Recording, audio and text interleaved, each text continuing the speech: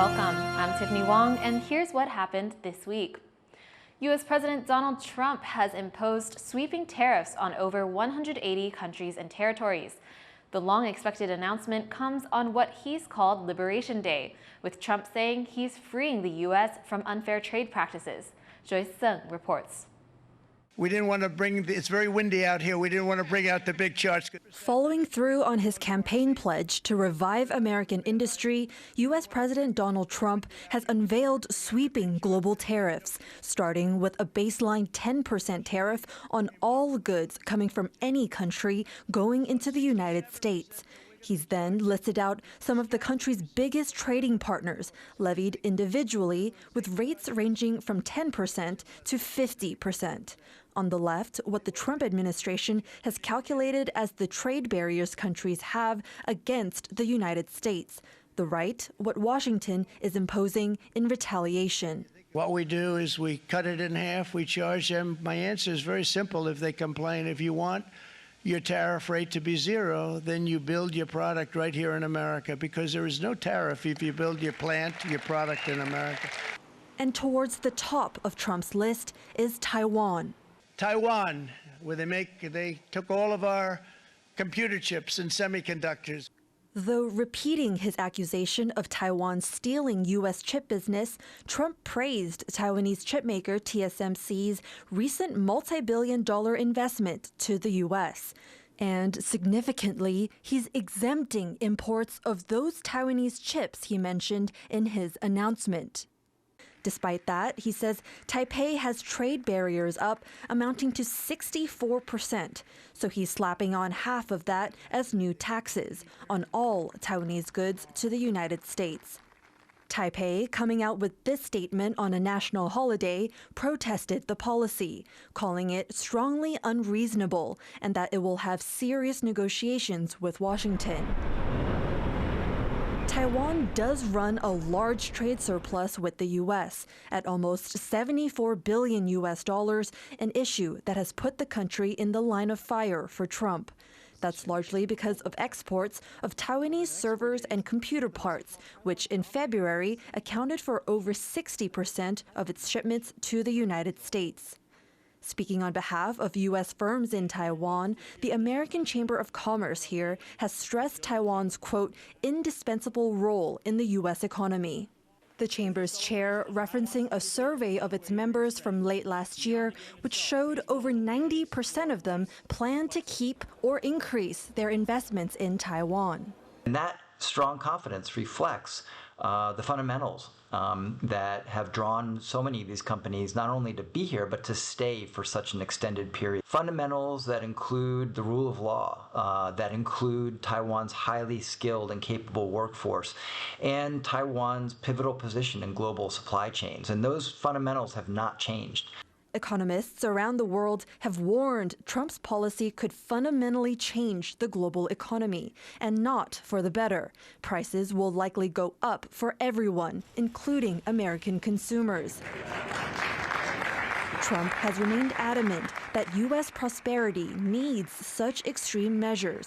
As putting pen to paper, he erects historic barriers around the world's largest consumer market.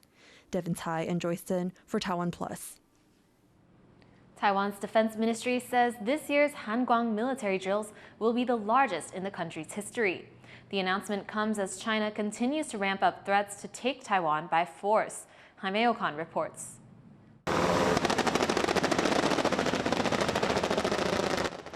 Taiwan is gearing up for its largest ever military drills.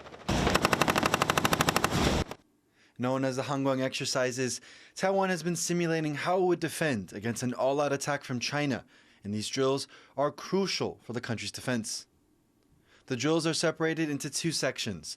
The first is a 2-week computer simulation, which uses war games to simulate different scenarios and outcomes. The second part includes live-fire drills, which usually take place for 5 days in late July, but given recent tensions with China, those have been extended to 10 days. Officials have confirmed that the computer drills will start on Saturday. 办理电脑辅助指挥所演习，将以中共灰色地带侵扰以及由言转账进犯台湾等可能行动为想定场景，运用联合战区层级的模拟系统推演平台。 In past iterations of Hangguang, Taiwan has practiced situations such as landing on highways, defending the coastline, and air defense. But this year, the drills will focus heavily on how the military can quickly mobilize its armed forces, forcing soldiers on the ground to make decisions themselves instead of waiting for orders from higher-ups. This move is in response to how China is conducting its own drills, as recent military exercises from Beijing show how quickly it can make a move on Taiwan. 因应共军由延转战的可能行动，同时考量后备部队战力恢复需求的时间，国军运用常备部队既有的兵力及资源，先期遂行阻绝、布雷及物资分散屯储等各项备战部署作业。 The Hangguang exercises have been criticized in the past for being too scripted, with critics pointing to one part of the drill in which a team in red, simulating China, always loses to the defending Taiwan blue team. Taiwan's military has now gotten rid of this part of the drill, something being hailed as a step forward towards a more robust defense strategy. The fact that they are operating without a script is really terrific because it makes people start thinking independently, not just waiting for orders to arrive from a centralized location, because command and control in a realistic war scenario could be damaged. Bringing that initiative down to the lower units is really, really vital, and it's terrific to see. With China having just wrapped up large-scale blockade drills around Taiwan, this year's Hangguang exercises are ever more important as the country improves its plans to prevent a conflict from breaking out. Howard Zhang and Jaime Okan for TaiwanPlus. A Chinese influencer was deported from Taiwan for posting videos online advocating for the forceful unification of China and Taiwan. Joyce Sung has this as well. Not the smoothest of exits for Shockwave, the Chinese influencer who was ordered to leave Taiwan by the end of March but failed to do so. She's now been forcibly deported by Taipei, and what we know is that she has left from here, Taoyuan International Airport, on a flight to China. Shockwave is one of 3 Chinese nationals Taipei has recently ordered to leave for posting videos online advocating for military unification of China and Taiwan. Taipei says such messages breach cross-strait laws and stand to threaten national security and social stability. Now, when Shockwave was escorted into the airport earlier, she was seen shouting, asking whether she'd done anything wrong.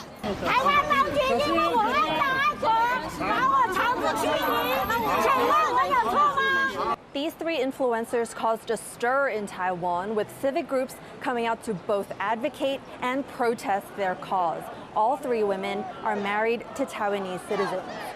In Shockwave's case, there were initially some concerns from Taiwan's Interior Ministry that she had connections with China's government, concerns that flared after Shockwave did not leave on time. But Taiwan has now followed through with the law to deport her, taking a hard line on what it says is needed to protect the free way of life here.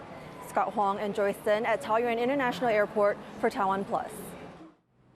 Indigenous people along Taiwan's east coast are struggling 1 year after a deadly earthquake shook the region. Reese Ayers visited Hualien to meet the communities still dealing with the fallout.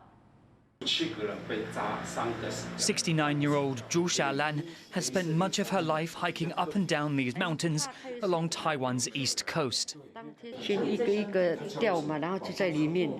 Wow.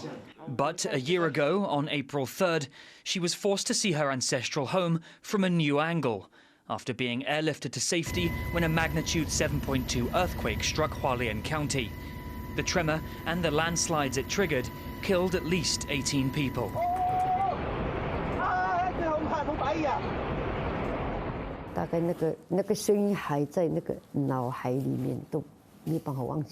Members of the mostly mountain-dwelling Truku Indigenous group, numbering some 30,000, Ju and her family used to earn a living guiding tourists around their village.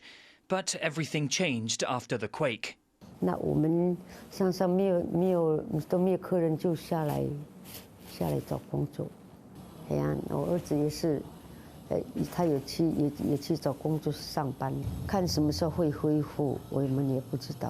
A year later, and Ju is still working as a street cleaner. But as government-sponsored temp work, it's not a permanent solution. Ju is far from the only member of her community uprooted by the quake. People from indigenous villages across the county came down from their rural mountain homes to more urban areas like this old street to find work, so they can continue earning an income to support their families. Before the quake, Uming Loking worked at a hotel inside Taroko National Park, where many of the most devastating landslides took place.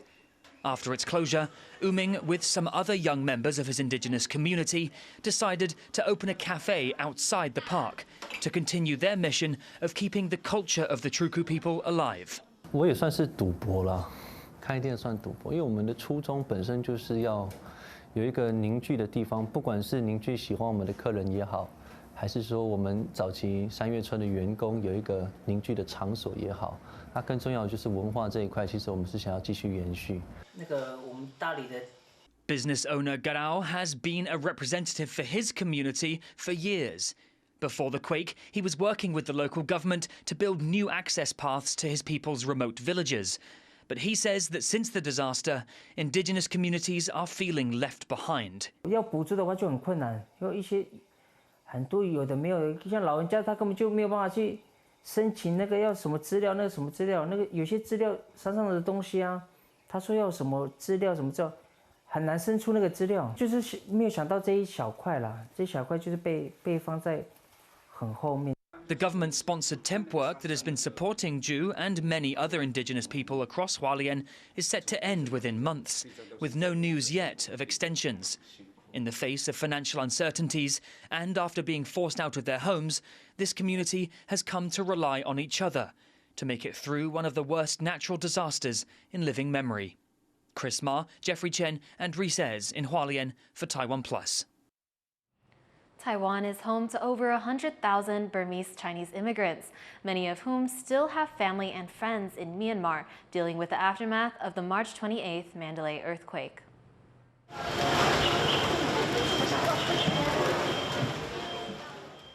The rain casts a gloomy shadow on New Taipei's usually lively Little Myanmar.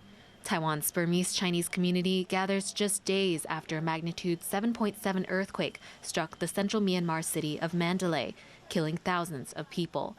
Some here still waiting to hear from family members in their homeland. 我是目前为止还没有联络到我的哥哥姐姐兄弟姐妹啦，可是我希望他们没事啦。 Taiwan's Myanmar community is trying to come together to help those inside the country, but they face a series of challenges. Communication is spotty, and access to aid is controlled by the military government. The junta has asked for foreign help, but is selective about where it comes from, leaving some feeling helpless. 我们很担心，要怎么办？我们也不知道。台湾的资源要过去，他们不让他们进去，怎么办？我们只好在这边，很多人都捐款，就能帮忙的就帮忙他们了，就这样子。现在很惨，很惨。那后续要怎么样，我们也不知道。 Leaders in the community have been touched by how people have come together to support the most affected region, Sagaing, which has also been shattered by years of civil war. 目前很多我们这个归侨，就是很想去帮助灾区的灾民。